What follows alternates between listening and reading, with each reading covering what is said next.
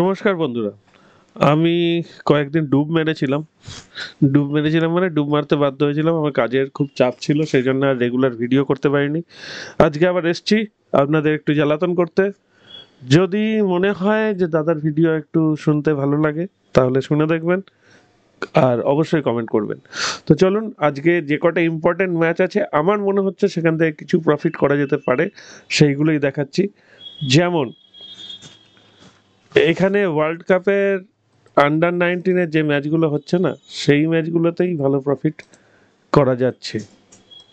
ঠিক আছে, একটা দুর্দান্ত ম্যাচ হবে অস্ট্রেলিয়া ভার্সেস ইংল্যান্ড। ঠিক আছে, আফগানিস্তান ইউনাইটেড স্টেটস ম্যাচটাও দুর্দান্ত হবে। ঠিক আছে, বাংলাদেশ নেপালের ম্যাচটায় বাংলাদেশ এগিয়ে থাকবে, কিন্তু নেপালের স্পিন বোলিংটা ভালো। আর সাউথ আফ্রিকা জিম্বাবুয়ে ম্যাচটা খারাপ হবে না। সাউথ আফ্রিকা যদিও খুব ভালো খেলছে, দুর্দান্তই খেলছে, তো সেই হিসাবে সাউথ আফ্রিকার ম্যাচটা খারাপ হবে না। চলুন ম্যাচ ওয়াইজ অ্যানালিসিস করি। আফগানিস্তান ইউনাইটেড স্টেটস, এই ম্যাচটায় আমার ধারণা যদি ইউনাইটেড স্টেটস ব্যাট করে, ইউনাইটেড স্টেটসের টিমটা যদি দেখেন, ইন্ডিয়ার সি টিম বা ডি টিম ধরা যেতে পারে, প্রায় পুরোটাই ইন্ডিয়ার। দেখুন, নামগুলো দেখলে বুঝতে পারবেন, দু একজন আমেরিকান থাকলেও থাকতে পারে, কিন্তু আমার ধারণা পুরোটাই। আমি সেদিনকে নার্থ কার্নির বোলিং দেখলাম, দারুণ লাগলো। মানব নায়ক ভালো, পার্থ প্যাটেল দারুণ খেলছিল। তো সুতরাং আমার ইউএসএর টিমটা বেশ প্রমিসিং লেগেছে, কিন্তু আফগানিস্তানের টিমটার সুবিধা হচ্ছে তারা দারুণ স্পিন বল করে। আফগানিস্তান কোথায় গেল?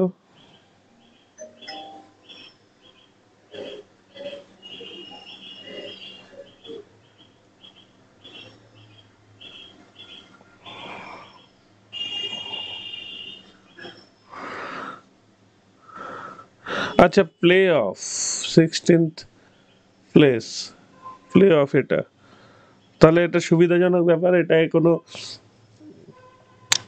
কারুর ইয়ে নেই, যে জিতবে সে প্লে অফের ওপর দিকে উঠবে। আচ্ছা, বিডি হচ্ছে সুপার 6-এর, বিডি আর নেপাল। বিডি কোথায় আছে দেখি, বিডি হচ্ছে 3 নম্বরে আছে, ইন্ডিয়া আর পাকিস্তানের তলায়। আর নেপাল হচ্ছে 5 নম্বরে আছে। কালকে নিউজিল্যান্ড বাজেভাবে ইন্ডিয়ার কাছে হেরে গেছে, নিউজিল্যান্ডের রান রেট খুব খারাপ হয়ে গেছে। আর এদিকে আয়ারল্যান্ড আছে, অন্যদিকে আছে Australia, England, south Africa, Zimbabwe. তাহলে এইটায় ধরে নেওয়া যাচ্ছে বিডি জিতবে। বিডি প্রথমে ব্যাট করলে 220-30 রান করতে পারলে ভালো। আচ্ছা, যদি টাকা লাগাতে হয় তাহলে আমার মনে হয় সেফ ম্যাচ হচ্ছে অস্ট্রেলিয়া আর ইংল্যান্ড। এরা দুজন বেশ ভালো রান করবে বলেই মনে হচ্ছে, বা দেখুন খেলায় গন্ডগোল হতেই পারে। তবে আমার যে পয়েন্টগুলো আমার মনে হচ্ছে সেটা হচ্ছে, আমি ইউএসএতে কিছুটা টাকা লাগাতে পারি, যদি আমার মনে হয় যে ইউএসএ কিছুটা করবে। ইউএসএর একটা চান্স আছে, ইউএসএর ওপর রানে টাকা লাগানো যেতে পারে। ইংল্যান্ড আর অস্ট্রেলিয়া ব্যাট করলে অস্ট্রেলিয়ার রানে লাগানো যেতে পারে। ইংল্যান্ডের টিম খারাপ না, ইংল্যান্ডের টিমও 230 রান করে দিতে পারবে, কারণ কিমবার্লিতে খেলা, খারাপ হবে না। আর সাউথ আফ্রিকা যদি ব্যাট করে তাহলে সাউথ আফ্রিকার ওপর টাকা লাগানো যেতে পারে, 250 হলেও হতে পারে, চান্স আছে 250+। দেখি সাউথ আফ্রিকা এখনো পর্যন্ত কি কি করেছে, একবার চোখ বুলিয়ে নিলে ভালো হয়।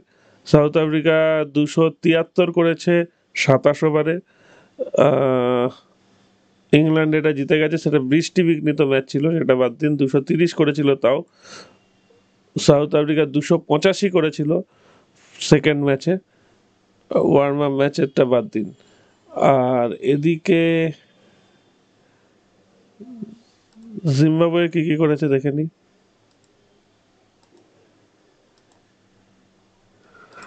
জিম্বাবুয়ে 147 নামিবিয়াকে হারিয়ে দিয়েছে, বাদ দিয়ে দিন। অস্ট্রেলিয়ার কাছে জাতাভাবে হেরে গেছে। অস্ট্রেলিয়া ব্যাট করলে দেখুন, অস্ট্রেলিয়া কিন্তু 296 করেছিল জিম্বাবুয়ের সঙ্গে। অস্ট্রেলিয়ার রানটাও চোখে রাখা দরকার একবার। অস্ট্রেলিয়া 48 ওভারে 211। শ্রীলঙ্কার সঙ্গে একটু ফাইট হয়েছিল, শ্রীলঙ্কা একটু চাপ দিয়েছিল, কিন্তু বেসিক্যালি ওরা স্লো খেলে 4 উইকেটে ম্যাচ জিতে নিয়েছে।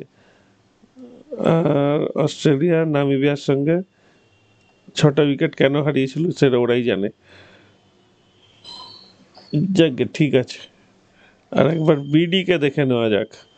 বাংলাদেশের ব্যাটিংটা খারাপ না, বাংলাদেশ ভালো রান করতে পারে। বিডি যদি ব্যাট করে, বিডির ওপর টাকা লাগানো যেতে পারে। দেখুন বিডি ইউএস এর সঙ্গে কত রান করেছে, আয়ারল্যান্ডের সঙ্গে ইজিলি জিতে গেছে। তাহলে এখনো পর্যন্ত বিডি অনেকটা নির্ভরযোগ্য টিম রান করার দিক থেকে। ইন্ডিয়ার সঙ্গে হেরে গেছে, ঠিক আছে, বাদ দিন ওটা। বাকিগুলো দেখুন, রান করায় বিডি মোটামুটি 250-র কাছাকাছি করে দিচ্ছে। তাহলে এটা থেকে বোঝা যাচ্ছে যে বিডি যদি ব্যাট করে প্রথমে, তাহলে 230 পেলে ওভার ধরে নেওয়া যেতে পারে। আফগানিস্তান খেলতেই পারে, আফগানিস্তান রান করতে পারে। আফগানিস্তান কত করছে দেখি। আফগানিস্তান বেশি রান করতে পারছে না।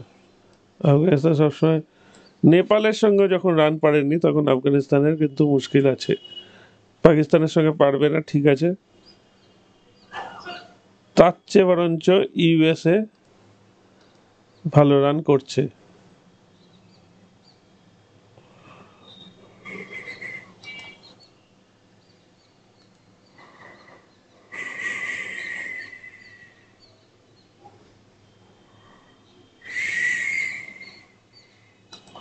ইউএসএ 170, ঠিক আছে। ইউএসএ যদি ব্যাট করে তাহলে 150-55 দেবে। সেইটা একটা চান্স আছে যে ইউএসএ আফগানিস্তানের কাছে 150-180 টপকে যেতে পারে, ঠিক আছে। জিম্বাবুয়ে যদি ব্যাট করে তাহলে 200 তলায় রান দেবে বলেই মনে হচ্ছে সাউথ আফ্রিকার কাছে। চান্স আছে জিম্বাবুয়ে 200-র কাছাকাছি করে দেওয়ার। আর যদি ওদিকে 270-70 দেয় ওপরের রানটা, তাহলে 270-এর আন্ডার ধরাটা অনেক সেফ। সাউথ আফ্রিকা ব্যাট করলে 200-র কাছাকাছি রান দিলে সেটার ওভার ধরাটা সেফ। বিডি ব্যাট করলে 220-র ওভার ধরাটা সেফ, বা 200 যত তলায় থাকবে তত ওভার ধরাটা সেফ। অস্ট্রেলিয়া ব্যাট করলে 220 ওভার ধরা সেফ। ইংল্যান্ড ব্যাট করলেও 200 ওভার ধরা যাবে, ঠিক আছে। আর আমেরিকা ব্যাট করলে 180। মোটামুটি সবকটাই বলে দিলাম। সাউথ আফ্রিকা ব্যাট করলে তো 250 হতেই পারে, কারণ জিম্বাবুয়ের সঙ্গে খেলা। এই হচ্ছে পরিস্থিতি। এবার চলুন ফুটবলের দিকে যাওয়া যাক। ফুটবলে আজকে ইপিএল এর কয়েকটা ম্যাচ আছে। ম্যানচেস্টার সিটি আর বার্নলি। সিটি ডাইরেক্ট উইন ধরতে পারেন, হোম গ্রাউন্ডে খেলার হোঁচট খাওয়ার চান্স কম। টটেনহাম উইন আর ড্র। লিভারপুল উইন ধরে নিতে পারেন, কিন্তু চেলসি তো ড্র হলেও হতে পারে।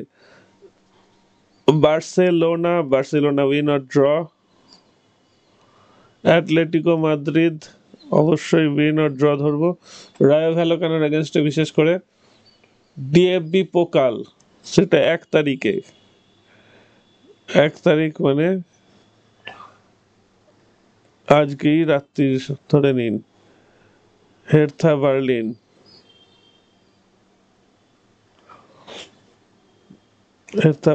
উইন আর ড্র।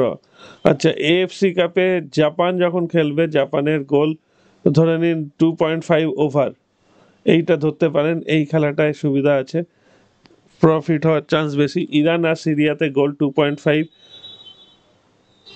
ইরান বেশি গোল দেয় না হয়তো, যদি সিরিয়া একটা গোল দিতে পারে তো ভালো, নইলে ইরান উইন অর ড্র আর জাপান 2.5 ওভার, এই দুটো নিয়ে একটা মাল্টি করা যেতে পারে।